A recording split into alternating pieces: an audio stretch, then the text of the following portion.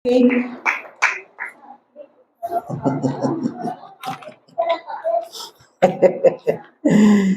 God. God is good! And all the time! Sabi mo nga sa tabi mo, hindi nga. O, tingin sa tabi mo, bilis. Hindi nga. Sabi mo. Okay, praise God. Purihin ang Panginoon. Tayo po'y manalangin. Aming Ama, Diyos na banal, sa pangalan po ng aming Panginoong Hesus, kami po, Panginoon, ay nagpapakumbaba sa iyong harapan at humihingi kami at umaabot kami ng habag at biyaya mo, Panginoon, ngayong umagang ito. Dalangin po namin ang iyong salita na sa kalagitnaan na amin po mapakikinggan, Panginoon, ay samahan po ng iyong Santong Espiritu. Panginoon, wala po kami magagawa kung hindi niyo po kami sasamahan, Panginoon. Kaya amin po dalangin ng iyong Espiritu Santo ay siyang gumita sa aming Panginoon habang ang iyong salita ay nagpe-penetrate sa bawat isa. Ako po na yung lingkod, itago mo sa iyong likaran, Panginoon. At Lord, dalangin ko, Ama, na mai-connect ko ang salita mo sa bawat isang narito at maabot ang pangailangan ng bawat isa, Panginoon. Salamat po, O Diyos. Ikaw lamang po ang aming pinararangalan. Ikaw lamang, Panginoong Kristo, ang sikat, wala ng iba. Ikaw ang tinataas sa simbahan na ito at hindi ang sino man, Panginoon. Purihin ka, O Diyos. Ito po ang sama dalangin sa pangalan ni Jesus. Amen, amen. Praise God! Anyway, mga kapatid, napagpapasalamat po ba tayo sa Panginoon na ngayong linggong ito, hindi ka naging kwento na lang? Sige, Ren, mukhang muntik na maging kwento na lang. Testimony, no? Alam niyo ba, itong buong linggo na ito, pinagmamasdan ko, mga kapatid, nag-oobserba ako. Iba ang takbo ng mundo. Masyadong marahas ang tao. Then, sobrang grabe nangyayaring mga insidente, lalo na sa lansangan, mga kapatid. Napapathank you ka ba kay Lord? Ngayong linggo nakaabot ka rito, buong buo ka. Amen? Amen. Amen. Amen. Napapathank you ka ba kay Lord? Nare-recognize mo ba ang kabutihan ng Diyos? Eh ngayon nakarating ka, buhay ka, wala kang tama, wala kang sapak sa ulo. Amen. O, hindi po ba? Eh marami po mga kababayan natin, hindi na nakatawid ng linggo. Bakit po? Wala eh, naging kwento na lang eh. Iba, tinopak na. Tell me. Oh, sino yung tinetelmihan mo na yan? Napahiya ka ngayon. Updated, ano? Di ba, kapatid, yung takbo ng mundo ngayon, makapansin po natin, ibang klase po eh. Habang tumatagal ang panahon, nakikita po natin, bakit pa-worse yung takbo ng buhay? Ang mga tao, wala nang takot. Napapansin niyo po ba? Hindi na marunong matakot eh. Basta siya pag nabuwisit siya, kukuha kagad siya ng baliso, mananaksak kagad siya. Pagka napigon, mamamaril na lang. Parang wala nang batas na umiiral. Napansin niyo ba? Kaya, sa totoo lang po, nakakatakot mamuhay ngayon eh. Nakakatakot po talaga. Tapos, maraming tao, puno ng bitter. Puno ng kapahitan sa buhay. Sama ng loob.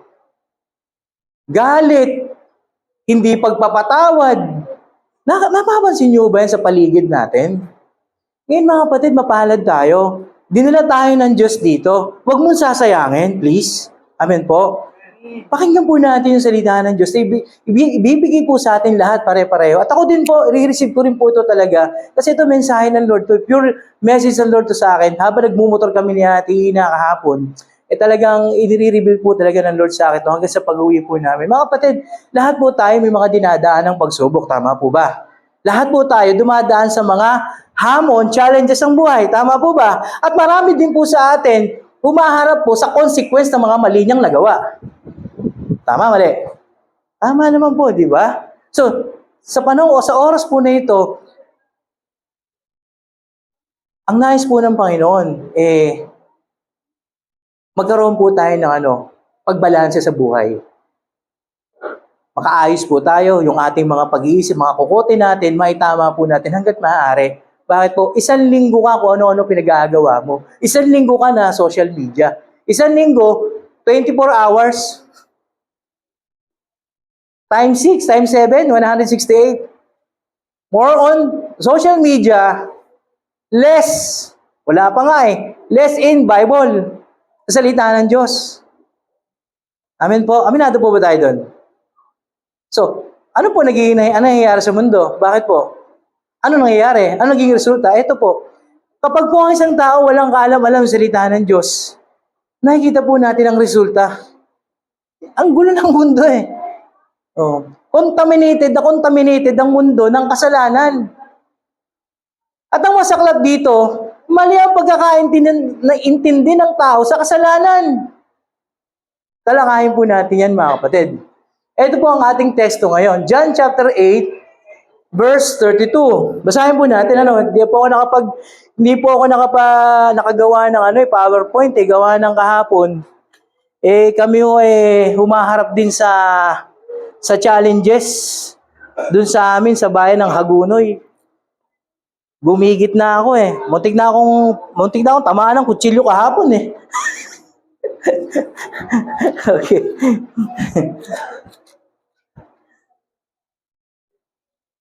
John chapter 8, verse 32. They answered him, tama ba? Then you will know the truth, and the truth will set you free. So, ito po yung sinabi ng Panginoon. Ang sabi po roon, ang katotohanan ang magpapalaya sa inyo. Malalaman mo raw po ang katotohanan at ang katotohanan ang magpapalaya sa iyo. Iyan po ang ating tema ngayon. Mga kapatid, marami pong tao, karamihan halos sa buong mundo, hindi po naiintindihan kung anong ibig sabihin ng kasalanan.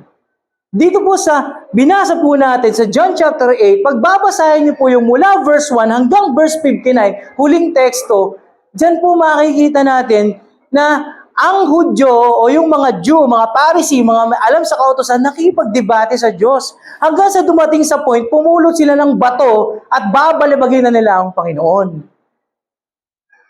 Diyan din po sa John chapter 8 na yan, binanggit yung babaeng nahuli sa pakikiapid. At ito ay iniharap nila kay Kristo. Sabi nila, Rabbi, o Guro, sabi niya, eto nahuli to sa pangalo niya eh. Ay sabi sa kautusan ni Moises, batuhin to. Iyon ang sabi niya. Kasi ang mga Hudyo, nakabatay lang po dun sa law o sa 5 books of Moses, iyon lang ang pinaniniwalaan nila. Kapag lumapag ka doon, itinuturing ka talaga ng makasalanan. Kaya lang, meron silang na-miss. Merong Jesus na dumating at hindi nila maintindihan yon. So kaya sabi ng Panginoon, sige, yung walang kasalanan, maunang bumato. May bumato po ba? Wala eh. Kasi lahat nagkasala. Lahat nagkamali. Lahat sumablay. Kaya sabi niya, woman, meron bang, English Tagalog, English Tagalog talaga si Lord eh. Meron bang nanakit sa'yo? Wala po. Hindi rin kita sasaktan. Tumayo ka, humayo ka at huwag na muli magkasala. Binigyan ng pag-aasa ng Panginoon. Ngayon, pag binasa po natin yung mga sumusunod na verse doon, nakikipagtalo sa kanya ang mga Pariseyo. Ipinipilit yung kautusan ni Moises. Ang kautusan kasi ni Moises, pagdating sa law, literal eh. Huwag kang papatay, huwag kang mangangalo niya. Pero nung dumating ang Panginoon sa Sermon of the Mount, may nangyari, may nagbago eh. Ang sabi ron, ang sabi ka sa kautusan, ang sino mang makapatay, ay papatayin din. Pero ito ang sinasabi ko ngayon. Ang sino mang magtanim ng sama ng loob sa iyong kapwa, mamamatay tao ka na. Iyon. Binago ni Lord. Nung dumating siya rito, binago niya. Tapos nagtatanong ngayon yung mga Pharisee, sino ka ba? Ano ba masasabi mo sa iyong sarili? Higit ka ba sa ninuno namin si Abraham?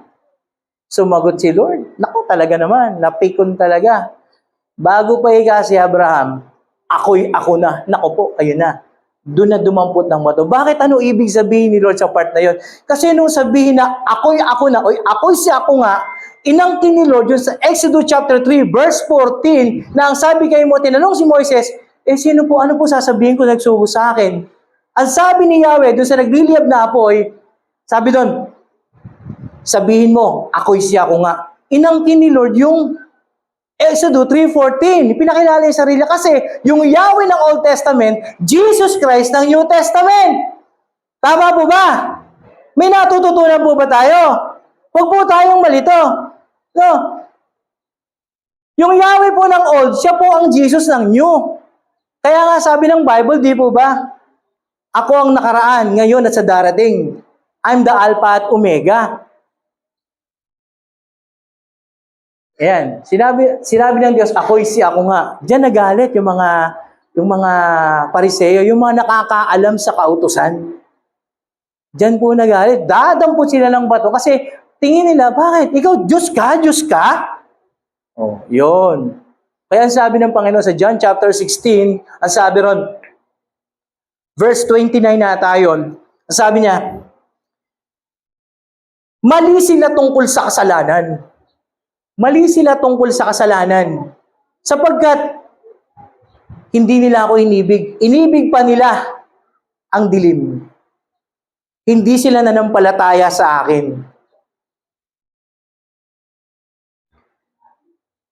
Ano sabi diyan? 16 verse 29. John chapter 16. I-emphasize ko lang po yun mga kapatid, kasi marami po tayong pagkakataon, hindi po natin naiintindihan ang tungkol sa kasalanan. Akala po natin kapag po tayo hindi pumapatay, hindi nagnanakaw, o hindi naman tayo ng bababae, akala natin matuwid na tayo sa paningin natin. Sa ASND yun mga kapatid. Ayan, ito dito. Okay?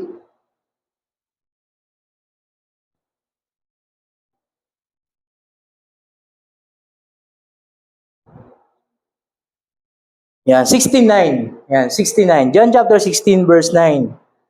RTP version o Revised Tagalog Filipino version, mali sila tungkol sa kasalanan sapagkat hindi sila nanalig sa akin. Ano sabi diyan sa verse 9?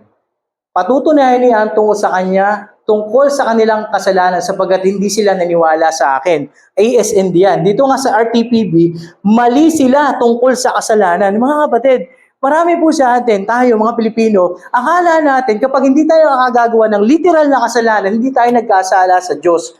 Pero maliwanag sinasabi ng Bible, ito katotohanan. Ang problema sa atin, hindi tayo lumapit sa ilaw. So akala kaya natin, tingin natin sa sarili natin, nagiging self-righteous tayo, ang bait-bait natin. Hindi naman ako nagnanakaw Hindi naman ako nang-agrabyado ng kapwa. Hindi naman ako gumagawa ng mali. Di ba? Kagaya nung lalaking mayaman. Sabi ni Lord, paano ko ba makakamit ang buhay na walang hanggan? Ginagawa ko na lahat ng kautusan okay, meron pa isa. Ibenta mo yung nalungkot siya, di ba? So ano ibig sabihin mga kapatid? Hindi mo tayo hindi nakagagawa ng literal na pag-aamal hindi tayo tinuturing ng Biblia na makasalanan. Romans chapter 3 verse 10, walang matuwid, wala kahit isa. Tama po ba? Kahit pastor, kahit bishop, kahit sino pa yan, kahit pari pa yan, lahat nagkakasala. Amen po ba? Lahat nagkamali. At walang karapat-dapat sa paningin ng Diyos. So linawin po natin mga kapatid. Hindi mo tayo,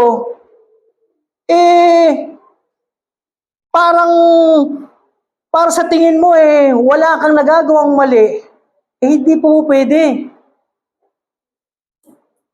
Once na ikaw ay hindi nanalig sa Panginoon, hindi mo siya kinilala, maliligaw ka pa rin. Nabasa niyo po ba yung Acts chapter 10 si Cornelius? Si Cornelio. Ito po ay diniklara na matuwid na tao, isang general po ng kohorte ng mga Romano. At tumutulong talaga. Pero sabi ng Panginoon kay Pedro, puntahan mo nga si Cornelio at aralan mo. So kinakailangan madinig po ni Cornelio ang mabuting balita. Hindi po tayo hindi nakagagawa ng pisikal na pagkakamali, hindi tayo nagkakasala sa Diyos. Tandaan po natin, kapag wala tayo sa Panginoon, hindi po tayo makagagawa ng tunay na kabutihan. Sa totoo lang po.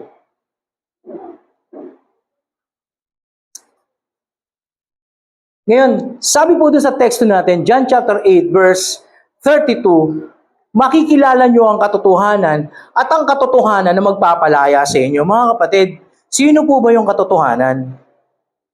Ayan. Sino po ang katotohanan?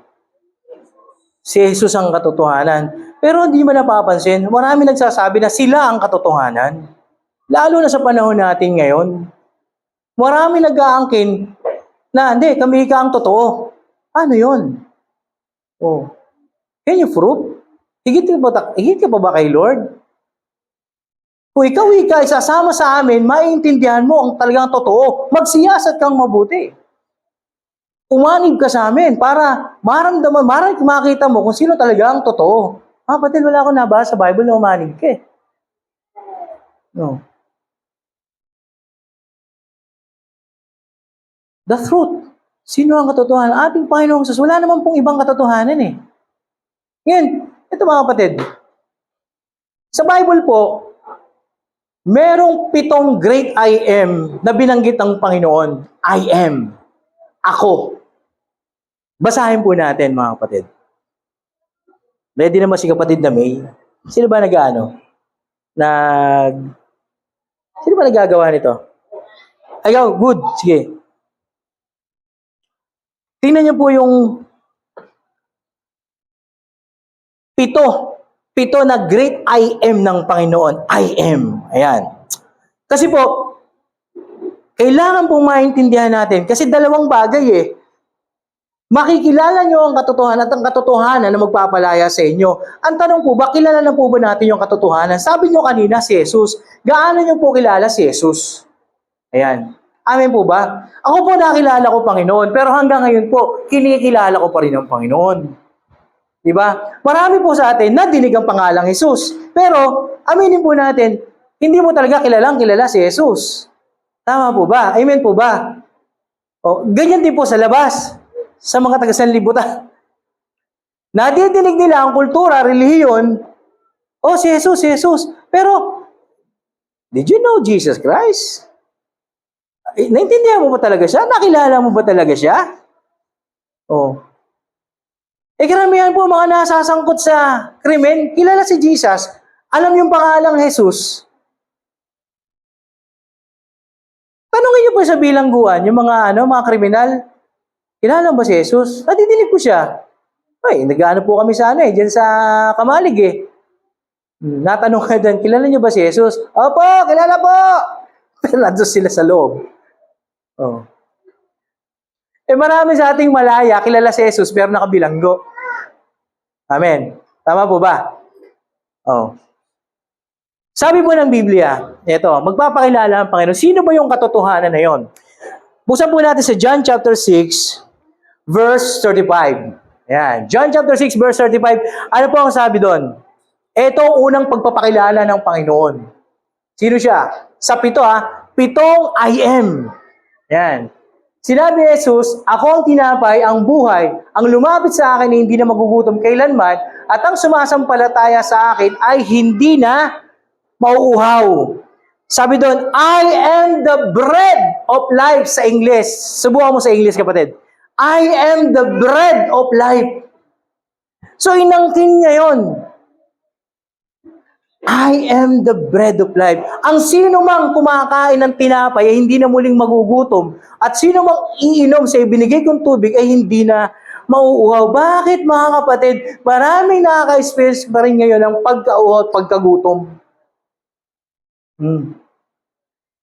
Tinanggap kaya nila yung tinapay? I am, sabi ng Panginoon. Number 1 po yan, mga kapatid. Number 2 na I am, John chapter 8, verse 12. Sabi ron, I am the light of the world. Ayan na naman. Second, I am. Ako. Alam niyo kapatid, yung ako, si Lord lang talaga yun eh. Pero pagka tayo, minsan nagagamit natin yung, kaya na wag mong dadalasan, kasi baka mamaya maging apology ka na. Puro na lang ikaw. Sino ba gumraduate rito ng master degree, major in ecology? Meron ba nun? On process. On process daw. O meron kasi mga tao, medyo na apology. Ako. Yung, puro na lang ako. Pero dito makikita natin, si Lord lang ang may karapatang magsalita ng ako. I am the light of the world. Nagpapakilala ang Panginoon. Ako ang liwanag ng sanlibutan. Pero bakit ang tao laging nasa kadiliman? Anong dahilan? Lumalayo sa liwanag Bakit mo mabubuksan ang ilaw sa gabi? Anong dahilan? Hala nga. Madilim kasi at para makita mo ang dinadaanan mo, same as Jesus Christ.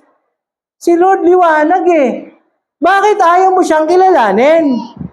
Bakit ayaw mong tingnan kung ano yung tinuturo ng Panginoon at kung ano yung sinasabi niya nang hindi tayo naliligaw sa ating mga desisyon? Tama, mali? Amen po ba? Kaya po ang tao naliligaw, hindi naman niya nakikita yung dinadaanan niya May humps na pala. Hindi pa niya nakita. Kasi nga, madilim Ang dilim ng kanyang buhay. Pero kung ang tao, yayakapin lang yung liwanag, hindi ka naman maliligaw ang mundo, maraming panluloko. Marami sa social media, akala mo liwanag pero dilim. I-encourage ka na mag-business ka para yung definition nila ng successful, magsipag ka, mag-ipon ka, mag-invest ka sa maraming yun ang definition ng successful, pera. But if you are a Christian, kung ikaw ay mananampalataya, hindi ganun ang pagkaunawa mo sa success. Ang tunay na success, kapag natagpuan mo ang Panginoon, lahat nasa iyo na. Amen po. Kapatid, hindi ba tayan ang anong meron ka sa buhay na ito para masabi kang tagumpay? Ang tunay na tagumpay, si Kristo, nakikita mo sa Kanya. Ano man ang kalagayan niya, lumalarawan, nagre-reflect yung Jesus sa buhay niya, yun ang tagumpay na tao. Mga kapatid, yung sinasaluduhan ko, pinagdadala ng tao kay Kristo Kung kahit naguhugas na ng pinggan, daming nadadala sa Lord. Doon sa pinanggalingan ko simbahan, may isang hinangaan ako doon Talagang taga-waste lang siya. Yun ang trabaho niya. Umaga pa lang nandun na siya. Walang sweldo yun Nandun lang. Pero pagdating ng alas 9, sunod-sunod na yung kanyang mga invited. Sabi ko, bro, invite ko to. Opo kayo ba, invite ko po sila. Halo-halo yun. Yun ang Panginoon. Sabi ko, praise God. Kasi nakaka-impress po nakaka-touch po yung ganong Kristiyano. Ano sa akin yung wala sa akin yung marami kang alam Magaling ka, mahusay ka, lahat ng skill meron ka, tapos wala ka namang bunga. Ayun, ganun-ganun lang yun Hindi pa nakapag-aaral yun. Pero ang daming nadala sa Panginoon. Bakit? Naglalakad sa liwanag, kasama si Kristo, kakbay si Lord. Amen? Huwag kayo maniniwala kung nagsasabi ng politika, mga politiko. Ako hindi ko alam kung boboto ako Wala pa akong makita Kung taga-Pasig lang ako, baka boboto ko yung Agimat dun, tsaka si Agimat ba yun?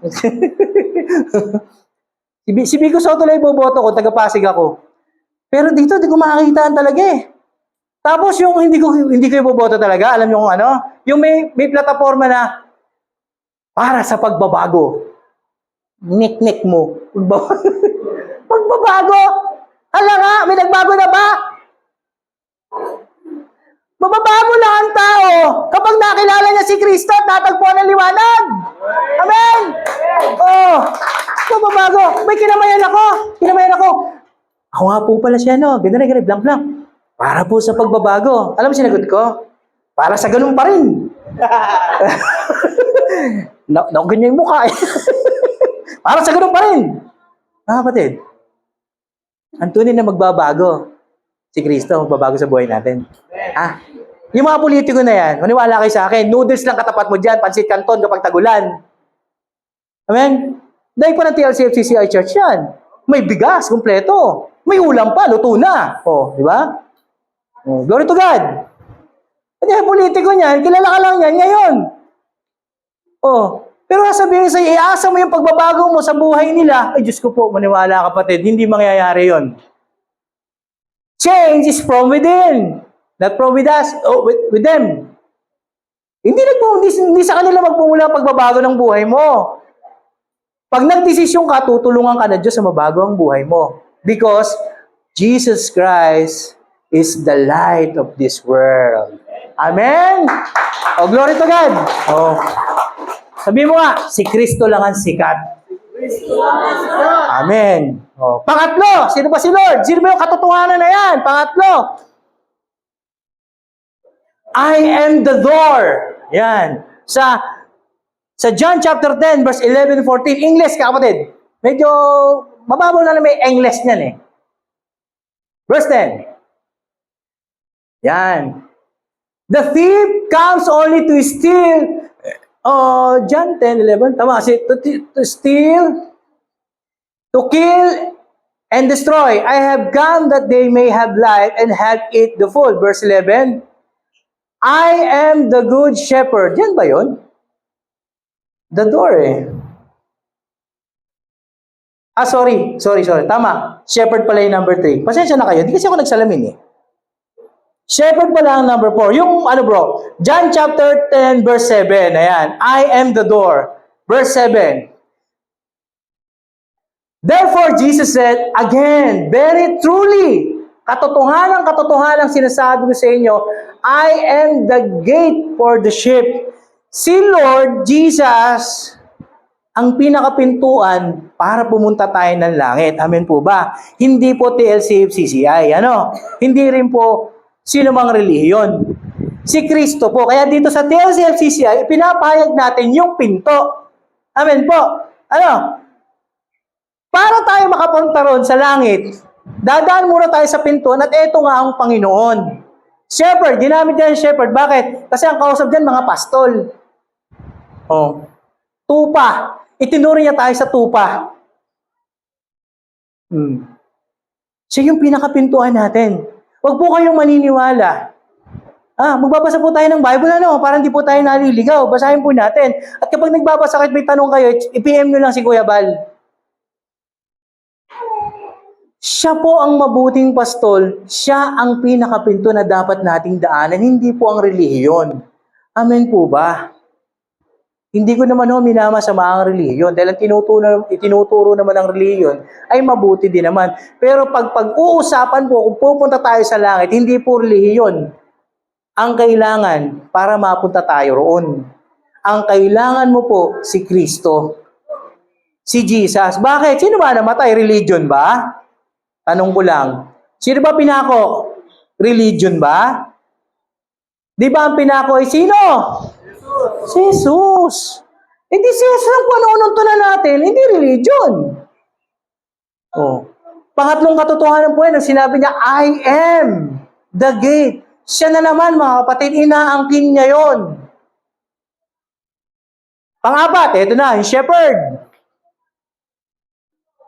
Pang-apat, I am the good shepherd. John chapter 10. Ayan, I am the good shepherd. The good shepherd lays down his life for the sheep. Ako ang mabuting pastol at ang isang mabuting pastol ay handang mag-alay ng kanyang buhay para sa kanyang mga tupa. Yan po yung Lord natin.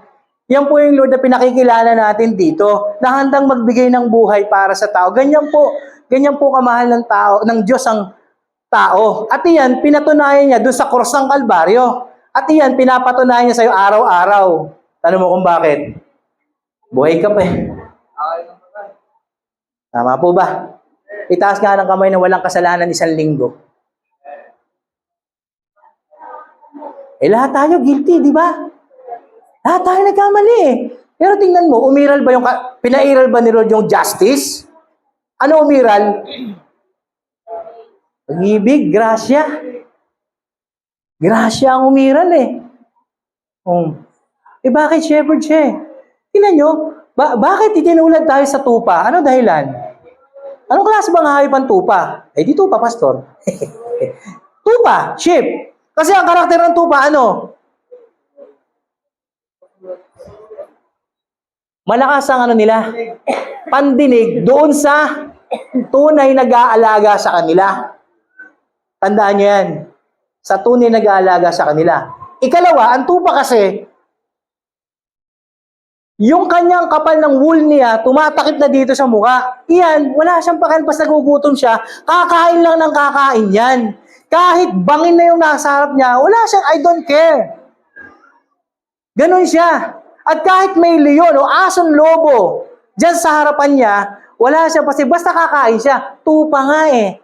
Sabi nga ng eskolar, ang pinakatangang hayop ay tupa. Kasi nga kakainin na, nandun pa rin eh. Hindi umiiwas eh. Ano mga kapatid, ganyan tayo. Alam mo nang mali. Alam mo nang madadali ka dyan. Pumapasok ka pa rin sa ganyang... Di ba?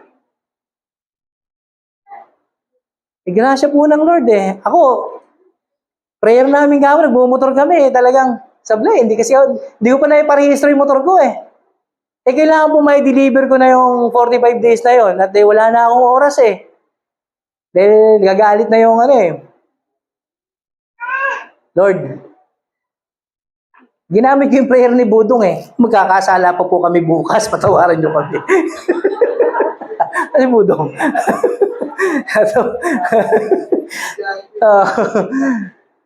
Mga kapatid, mahirap po kasi Lord, humingi kami ng grace. Lord, Monday sure, paano ko na po ito? Paparehistro ko na po ito ako. Grace ng Lord. Umiiral po sa atin ng grace ng Panginoon. Kahapon po sa pamilya po namin, ang gulo eh. Sinend ko nga yung video yan eh. Alam mo yung naghahari. Puto ko dito!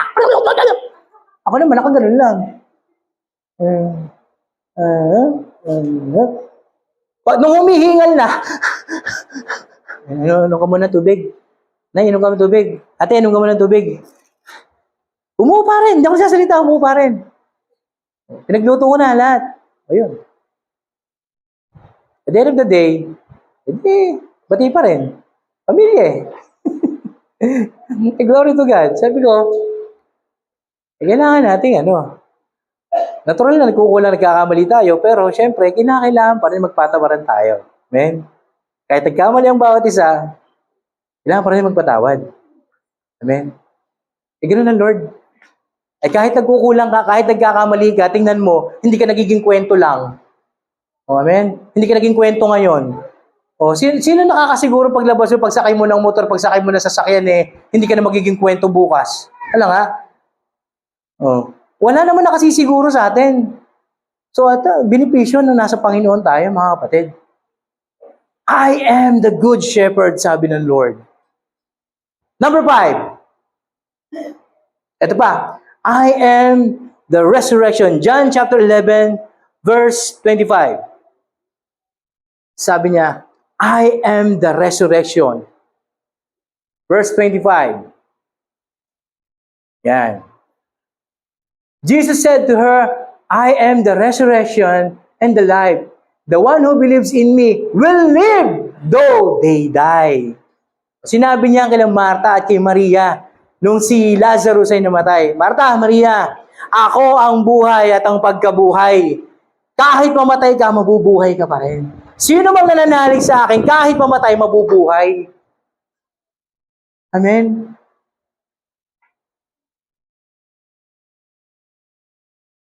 Imagine yung kabutihan ng Panginoon, mga kapatid. Si Kristo ang pagkabuhay. Siya ang buhay at siya rin yung pagkabuhay. Paano ka malulung? Paano ka hindi magsasaya na kahit mamatay ka ngayon, buhay ka pa rin? Sa Bible po pag sinabing patay, may dalawang klase. Isang physical patay, patay spiritual. Diba? Tingnan niyo po yung taong nakakilala sa Panginoon, na bago po yung buhay, may nabubuhay sa kanya. Meron po nagbabago sa buhay niya. Kasi po dati ang tao, hindi pa nakakilala kay Kristo, patay spiritual. Ang palatandaan mo ng patay sa spiritual, ikinatutuwa ang paggawa niya ng kasalanan. Wala sa kanya yon. Ipinagmamalaki pa nga niya naranasan ko po yun. Yabang na yabang po tayo pag maraming girlfriend, pag maraming boyfriend. Pinagmamalaki pa natin na tayo ay, gumagawa ng mga bagay na ganito. Kasi nga po, patay Patay ang pagkaunawa niya sa Diyos. Patay yung relasyon niya sa Diyos. Pero kapag ang isang tao, isinurrender niya ang buhay kay Kristo, may mabubuhay sa kanya. Bubuhay ng Panginoon ng Espiritu niya. Ito ang tinatawag na God's awareness. Amen po. Kasi nung ang tao hindi pa nakakilala sa Panginoon, dalawa ka lang, body ka lang, world awareness, soul, self-awareness. Yun lang, dalawa ka lang.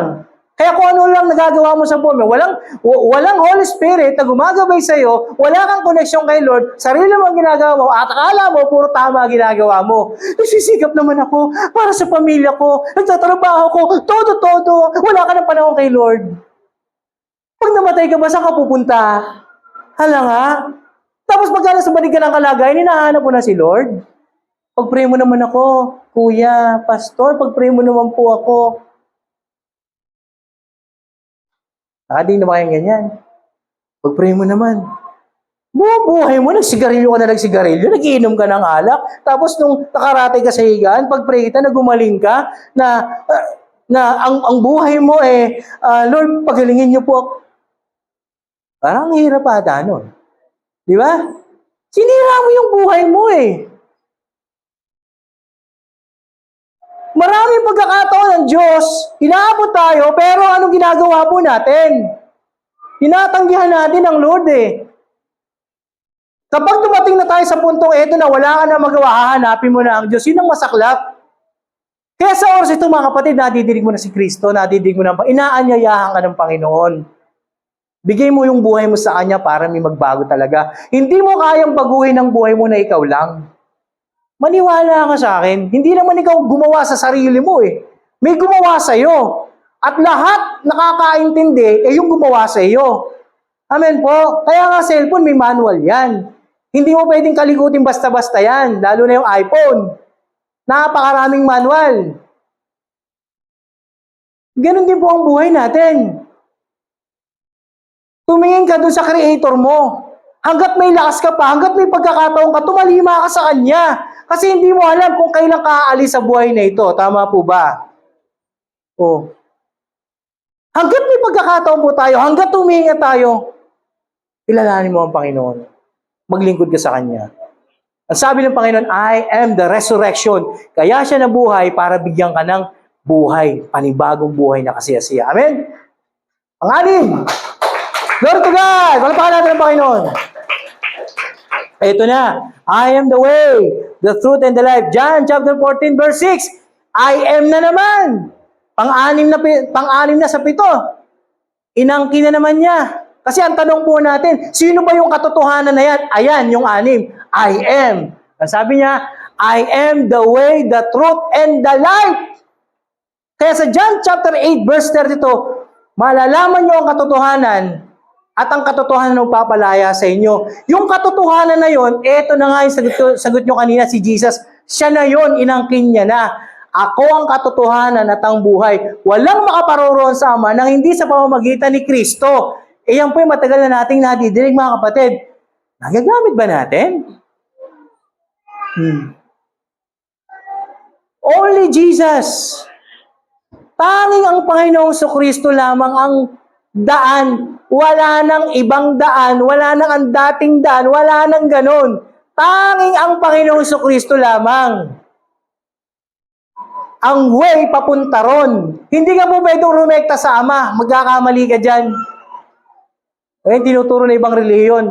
Di, ang Ama. Oo, tama, yes, may Ama. Pero hindi ka pa pwedeng dumaan kagad sa Ama. Dadaan ka muna sa anak bago sa Ama. Bakit? Ang ating Panginoong Kristo ang mediator natin.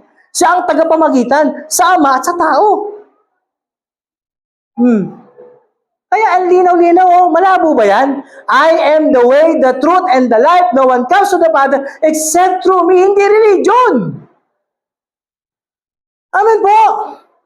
Kahit saan ka umalit na religion yan, kapag hindi mo naintindihan yan, wala rin, hindi ka na makapupunta ron. Hindi dahil sa paggawa mo ng mabuti, kaya ka pupunta sa langit. Take note.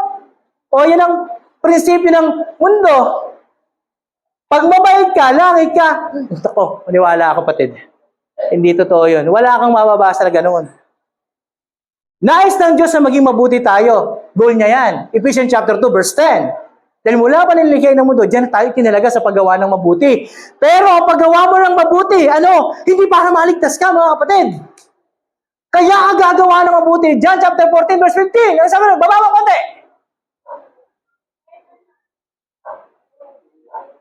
15, ano sabi nun? Oh, if you love me, keep my command. Ayan. Kung iniibig nyo ako, susundin nyo ang utos ko. Ngayon, kaya ka gumagawa ng mabuti. Kaya ka nakagagawa ng tama dahil ang nag-uudyok sa'yo sa paggawa ng mabuti, yung pagmamahal mo kay Kristo kasi pinatawad ka niya sa kasalanan. Amen po ba? O so, kaya ka ngayon pupunta ng langit, dahil kay Kristo at kaya ka mare-reward sa langit dahil sa ginawa mong mabuti sa pag-ibig mo sa Panginoon. May natututunan po ba tayo? I-align lang po natin yung paggawa ng mabuti, no? Kasi yan po minsan, madalas nating nadidig, pakabuti ka lang, okay na yun. Sundin mo lang ang utos ng Diyos. Kaya mo ba? Kaya mo bang sundin ang utos ng Diyos? Ilan utos ng Diyos na alam mo? Ilan?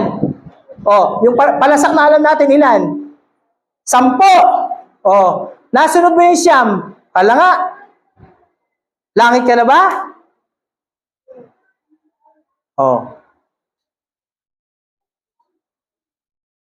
Langit ka na ba kapag nasunod mo yung 9? Hindi, mga kapatid. Ano sabi ni Santiago? Ang lumabag sa isa, lumabag sa lahat. Amen po ba? Kaya pupunta tayo ng langit dahil kay Kristo. Dahil may nagbayad sa kasalanan mo, hindi dahil napakabait mo, palabigay ka, agalante ka, hindi ka pupunta ron dahil doon, pupunta ka dahil kay Kristo. Amen po. Malinaw po ba sa atin yun? Binayaran niya ang kasalanan mo. Walang ibang daan, siya lang talaga. Sana po malinaw po sa atin yun. Iyan po ang binabanggit ng banal na kasulatan. Amen? Pang-7, huli. I am the true vine. John 15 verse 1. Ayan. Ang sabi ron, ako ang tunay na puno ng ubas. Sinabi ni Jesus, ako ang tunay na puno ng ubas at ang aking ama tagapangalaga. I am the true vine and my Father is the gardener. Mga kapatid, kapag tayo nanalig sa Panginoon, eto na nga yan, yung pagbubunga natin ng mabuti. Kapag tayo nakakonekta kay Kristo, hindi po pwedeng hindi ka magbunga ng tama. Hindi po pwedeng walang resulta. Men, nakakita ka naman ng puno ng mangga. Puno ng mangga, eto yung sanga nakahiwalay. Magbubunga ba yan? Kailangan nakaganyan, di ba, Cory? Kailangan nakaganyan yung sanga. Kasi dumadali yung nutrient. Mga kapatid, pag ang tao wala sa Panginoon, nakahiwalay kay Kristo, paano dadalo yung nutrient mula sa Panginoon? Paano dadaloy ang biyaya ng Diyos sa iyo kung putol ka? Bakit ka magtataka ngayon, sira ang buhay ng tao? Maraming sira ang buhay, putol eh. Hindi connected kay Lord eh. Sino may pinagmumula ng buhay? Hindi ba yung Panginoon? Sino ba pagmumula ng magandang pag-uugali? Hindi ba yung Panginoon? Sino ba pagmumula ng magandang pagpapala? Hindi ba yung Panginoon? Ba't wala ka? Ba't cut ka? Ba't putol ka? Tapos isisihin mo siya sa huli? Kung may Diyos! Kung may Diyos talaga. Kung may Diyos, bakit ganito buhay ko? Oy! May Diyos naman talaga, hindi mo lang talaga, hindi ka lang tumalima. Sabi ng barbero, di ako naniwala. Walang Diyos. Kung may Diyos, bakit lahat? May hirap, may mayaman. Walang Diyos. Sabi ng ginugupitan, wala namang barbero. Ang laki mata ng barbero. Walang barbero. Ako, di ba ako barbero? Kita mo na. Ganun din po. Hindi natin mapipilit ang tao na maniwala sa Diyos. Merong Diyos kaso ayaw nilang maniwala na may Diyos. Ako, hindi ako naniniwala may barbero pero nandiyan ka. Di ba? Gulat siya eh. Hindi ka, wala kang barbero. Ano ako, di ako barbero. Kwentong barbero ka lang. Hindi po ba? Huwag nating sisihin ng Panginoon kung bakit walang rumirili sa bukas sa atin kung hiwalay po tayo sa Kanya. Nasa atin po yun, meron tayong choices. May choice tayo, choice na choices. Choice. Susunod ka ba sa Kanya o hiwalay ka ba sa Kanya? Kung hiwalay ka sa Kanya, it's your choice. Pero walang sisihan. Kasi ang Lord, mga kapatid, karakter ni Lord, hindi namin milit. I-share niya sa'yo kung ayaw mo, diwag. Wala kang magagawa. Pero siya, hanggat nabubuhay ka, hindi na puputol ang grasya niya sa'yo. Kaya ka nga buhay ngayon linggo na to eh. May palakpakan si Lord. Praise God. Ano kasi ba? Meron na lang akong 5 minutes? 10 minutes. So, unang tanong po natin, sino po ba ang katotohanan? So, ipinakita natin, 7. Oh, 7. Babanggitin ko lang po yung 7. Sabi ron, I am the bread of life. Number 2, I am the light of the world. Number 3, I am the door. Number 4, I am the good shepherd. Number 5, I am the resurrection and the life. Number 6, I am the way, the truth, and the light. I am the true vine. And number 7, I am the true vine. 7 pong great I am. Yan po ang sagot natin sa unang tanong, sino ba ang katotohanan? Ngayon, paano po natin makikilala ang katotohanan? Eh di alam mo na yung katotohanan. Ngayon, paano mo siya makikilala? Paano mo makikilala ang katotohanan? Nire-reflect ko to, may 2 bagay pumasok sa isip ko. Kahit may nag-share ng gospel, pag hindi ka available, pag ayaw mo, hindi mo pa rin makikilala. Kahit may nag-share ng gospel, dahil busy-busy ka, ang utak mo, kumita lang ng pera, hindi mo makikilala ang Panginoon. Kahit may nag-share ng gospel, kung ikaw naman, walang ginawa kundi mamuhay sa kasalanan, hindi mo rin makikilala ang Panginoon. At kahit may nag-share ng gospel, kung di mo siya hinahanap, hindi mo rin siya makikilala. Ikalawa, marami naghahanap ng gospel, walang available na Kristiyano. Marami naghahanap ng gospel, marami dumating sa kalendaryo, makakilala sa Panginoon, may tamad na Kristiyano. Ayaw mag-share. May gusto na sanang sumuko sa Diyos, makadinig ng mabuting balita. Walang alam ang Kristiyano. Zimbabwe lang. Tumagal sa simbahan, di marunong magbahagi ng mabuting balita. E paano nga makakakilala ang tao? Paano nga makakilala ang magulang mo, kapatid mo, ate mo, kuya mo, kaibigan mo? Kung yung 2 bagay na yon ay mangyayari. So, kinakailangan para makilala ang Panginoon, give it time. Number 1, maglaan ka ng panahon sa Diyos. Intindihin mo sa buhay na ito, isa lang ang buhay mo. Isang araw, haharap ka sa Panginoon. Maniwala ka sa hindi, haharap ka sa Diyos. At ipagsusulit natin lahat ng ginawa nating mabuti man o masawa nung tayo nabubuhay pa. Yan ang sabi ng Biblia, mga kapatid. Second is sasampalataya ang tao kapag may nagbahagi ng mabuting balita.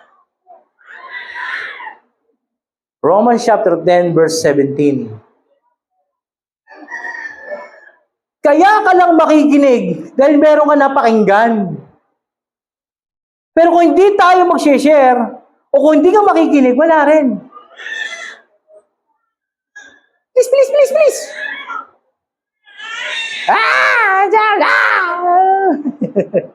Romans chapter 10 verse 17. Oh. Ano sabi ron? Yan. Sasampalataya lang ang tao kung maririnig niya ang mensahe tungkol kay Kristo. Yan. At maririnig lang niya ito kung may mangangaral. Hindi ka nakakilala sa Diyos nang wala kang nadinig. Hindi ka maniniwala kung wala kang napakinggan. Tama, mali. Lahat ng nakakilala kay Kristo may narinig. Kaya napakahalaga na ang isang Kristiyano lumalago, nakikilala si Kristo, naiintindihan ang kaligtasan at naibabahagi niya sa mga taong walang pag-asa. Hindi po ba? At kapag ang isang taong makasalanan, sumampalataya sa Panginoon, unti-unti siyang babaguhin ng Diyos. Amen po. Kung minsan mo mga Kristiyano, kinakahiya yung mabuting balita eh. Nahihiya nang wala sa lugar. Baba mo yung 10:15. Ano sabi ron? Baba mo. Tagalog. Oh, 15. Oh, 15 lang. Okay na. At paano makapangangaral ng sino man kung hindi naman siya sinusugo? Ayon sa kasulatan, napakagandang pagmasdan. Tingnan nyo napakamagandang pagmasdan ang pagdating ng mga nagdadala ng magandang balita. Ang deklarasyon ng Biblia sa mga nag-share ng gospel, napakaganda mo raw pagmasdan. I-imagine mo, dating luko-luko, dating may topak, dating sasabu-sabu, dating iinom-inom, may talang Bible. Sino di matutuwa nun? Dating basagulero, dating si Raulo, dating sakit ng lipunan, dating mahilig sa babae, dating namamakla, tapos may dalang Bible. Amen po ba? Hindi ba tayo natutuwa na may isang taong makasalanan na bago yung buhay? Hindi ba nakakapagpuri sa Diyos yun? Na wala isang sakit ng ulo? Talansangan? Kaya bang gawin ng politiko yan? Ng ng politics, ng bet mo, ng manok mo sa Senado? Ang gagamitin ng Diyos para mabago ang kapwa mo, ikaw eh. Amen? Ikaw naman talaga eh. Tayo. Ipagpapatuloy natin yung iniwang gawain ng Panginoon.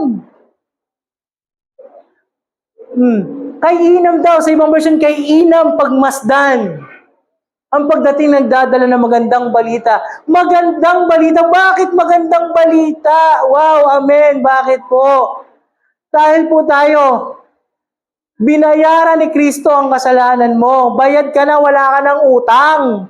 Ang gagawin mo lang ay sumampalataya sa napakinggan mo tungkol kay Kristo.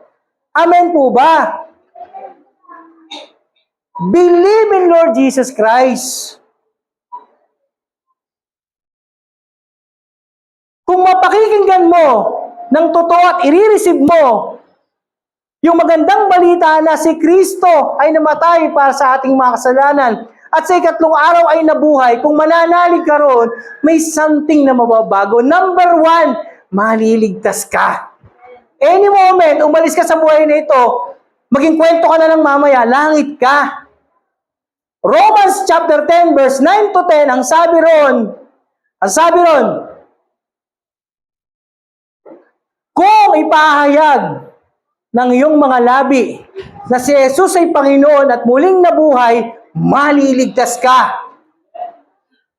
Sapagkat ang tao, tingnan nyo sapagkat ang tao ay nananalig sa pamamagitan ng kanyang puso at nagpapahayag sa pamamagitan ng kanyang labi at sa gayoy naliligtas. Tama ba yung pagkakabanggit ko? Na kung ipapahayag mo si Jesus ay Panginoon at sasampalataya ng buong puso na muli siyang binuhay ng Diyos, maliligtas ka. Verse 10, sapagkat itinuring ng Diyos na matuwid ang tao sumasampalataya sa Kanya ng buong puso at kung ipapahayag niya na siya ay sumasampalataya, maliligtas siya.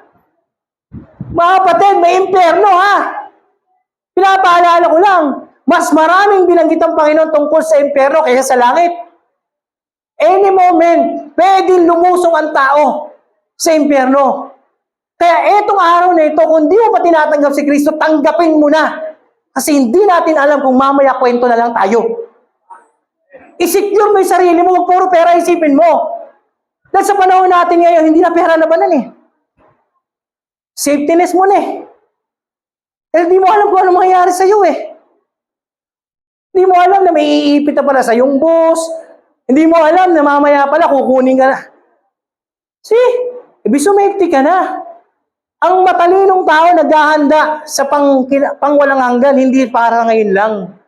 Ang mga mangmang na tao, pinagbubuhusan lang ng panahon, trabaho, kumita ng pera, puro pamilya, puro ganito, puro ganyan, makatulong.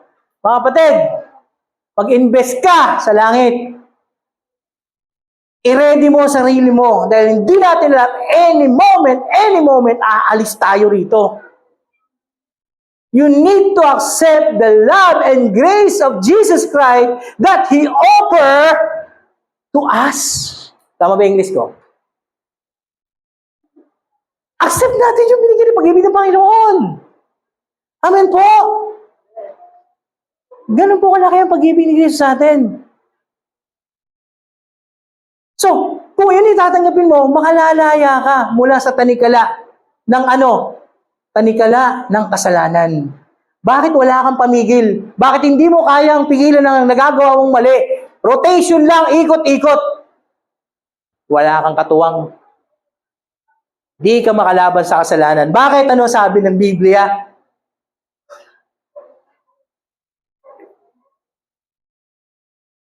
Sabi ng Panginoon, kung ang tao ay maliligtas, kung ang tao ay makararanas ng kaligtasan, tatanggap siya ng ano?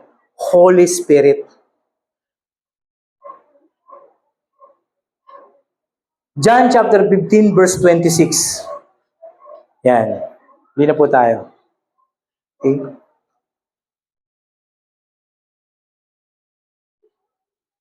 Pagkatapos sinabi ni Jesus, ipapadala ko sa inyo ang banal na Espiritu mula sa Ama. Siya ang tagatulong nyo at tagapagturo ng katotohanan. Pagdating niya, magpapatotoo kayo sa kanya. Magpapatotoo siya kung sino talaga ako. Mga kapatid, kapag ikinanali sa Panginoon, tatanggapin mo ang Holy Spirit. O ang banal na Espiritu na tutulong sa iyo para mabago ang buhay mo. At siyang magsasabi sa iyo kung sino talaga si Kristo.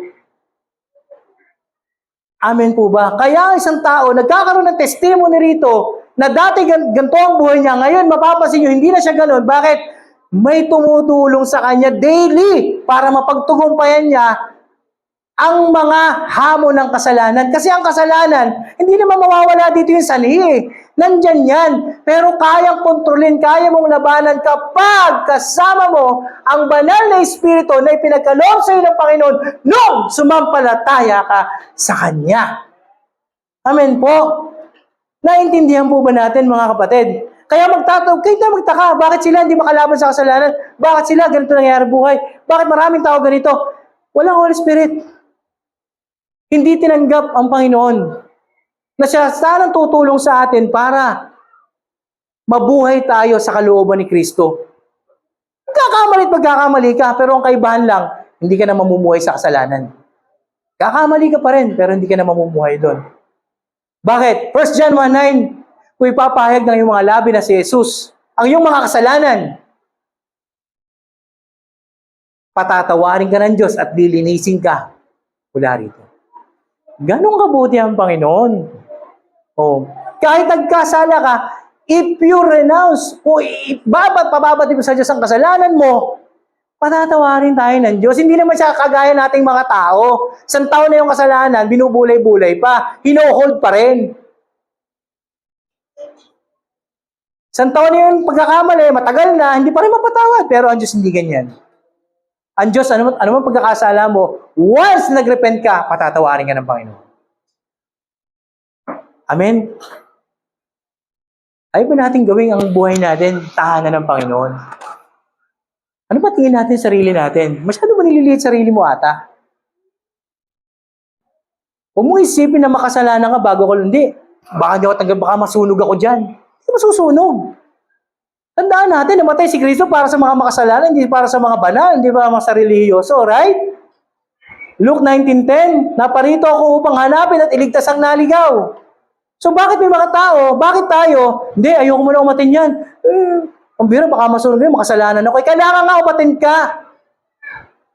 Para mapatawad ang mga kasalanan mo, para maintindihan mo na si Kristo. Kaya pumunta rito para sa mga sinner. Ngayon makakalaya ka. Maraming tao makakalaya kung maintindihan lang nila ang inaalok na grasya ng Panginoon. Amen? Next week po, talalakayin natin benepisyo ng paglaya mo. Yan. Mahal po tayo ng Panginoon. At pinatutunayan araw-araw sa'yo. Sana po, oras na ito, yung Panginoon, katawan natin, yung buhay natin, gawin natin banal na tahanan ng Diyos. Lumunod po tayo sa Kanya. Every moment of your life, may sinasabi ang Panginoon sa'yo. Anak, mahal kita. Paggising mo pala sa umaga, humihigop ka ng kape, may sinasabi ang Diyos sa'yo. Mahal kita. Anak, you need to change. And I will help you if you want. Tayo po tayo mga kapatid. Hilingin po natin sa Diyos. Dalangin po natin na gawin ng Diyos sa banal na tahanan ng buhay natin. Napakasarap kaya ang Diyos naninirahan sa ating buhay. Napakasarap po na ang Panginoong Kristo, siya ang nananahan dito sa buhay natin. Hallelujah. Ang puso